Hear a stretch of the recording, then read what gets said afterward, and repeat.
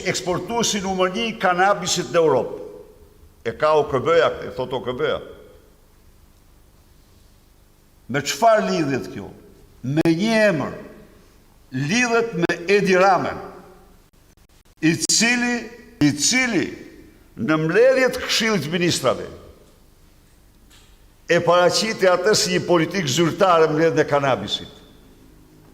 Me motivin se droga është para.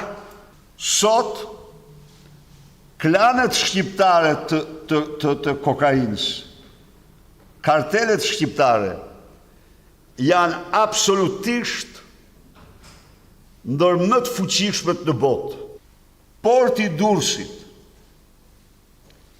dhe çdo port i Shqipërisë dominohet totalisht nga kartelet e drogës.